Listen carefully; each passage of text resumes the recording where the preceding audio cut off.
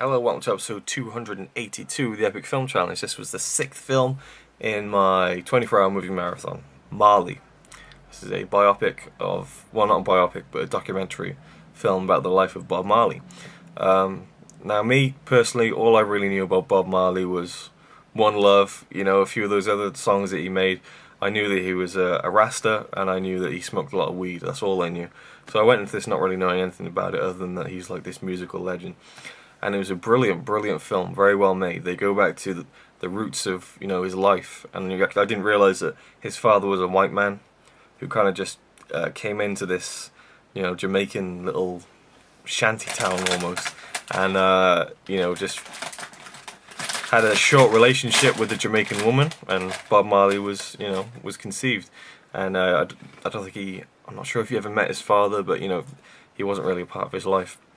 And Bob Marley faced a lot of tough times about being half caste, being, you know, half white, half black kind of thing. And it shows you how he, you know, started with music, and you get to see interviews with all sorts of people, like his family, his mother, his daughter, his son, one of his daughters and sons, his friends, you know, his relations. I think his cousin speaks in the film. You know, they've really pulled out all the stops to get as many different interviews for this film to really paint the picture of his life. I felt like it was a bit too long. It was about 2.5 hours long. But I guess if you're a fan of him, that's what you want. You want it to be extensive, and that's what it was. It was extensive. There were some funny moments in it, you know, just people telling funny stories and whatever. And there were some really depressing moments too, especially over how he died, you know. And I never knew how he died. Honestly, I think I just kind of presumptuously thought that he got shot. And it got to a point in the film where he did get shot, and I thought, well, that's the end of the film. But it turns out he got shot, and he survived. The bullet just grazed his chest, I believe, and hit his arm. And he was performing within a few days. So we really, literally dodged a bullet on that one. But he actually died, he had this melanoma on his toenail, his big toenail. And they wanted to cut his toe off, but he loved football, so he didn't have it done. And within a few years, he was absolutely riddled with cancer. He had cancer all over his body, his lungs, his brain, and it just completely destroyed him. So it was really horrible stuff, you know, at the age of 36. One thing that I thought maybe they could have done more was more from Bob Marley, because there was a few interview segments from him, but we never hear him talk for an extended period of time. But I kind of think that worked, because it kind of felt like every 5 or 10 minutes we hear a little something from him, and it kind of felt like he was, you know, watching over the whole film kind of thing. But, you know, maybe they could have put a bit more of his input in.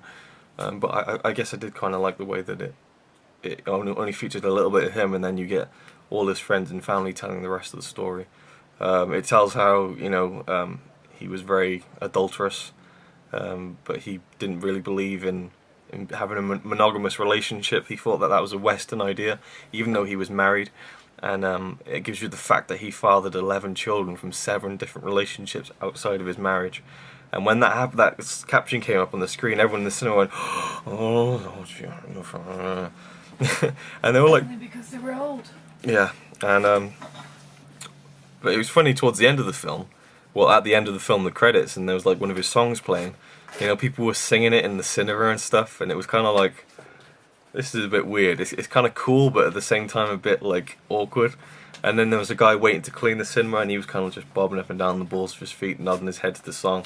I went out of the cinema, I went in the toilet, there was a guy pissing, just nodding his head and singing and stuff. And, you know, it was kind of cool, but again, a bit weird at the same time. But the documentary's made really well, and there's this one shot in it that's fucking amazing. And it's kind of irrelevant, really, but it's basically just this sweeping shot of Jamaica. And it's just these rolling green hills that just go on forever.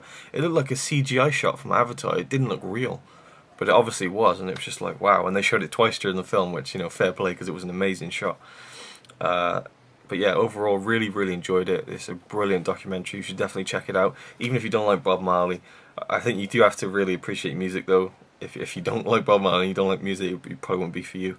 But otherwise, definitely check it out. I really, really enjoyed it. Loads of concert footage and stuff. You know, so I say we don't hear much from Bob Marley, but we see a lot of him. We see a lot of like video footage of him playing football and all, you know, various stuff. So very, very good. I would give it a 9 out of 10. Very cool stuff. Thanks for watching.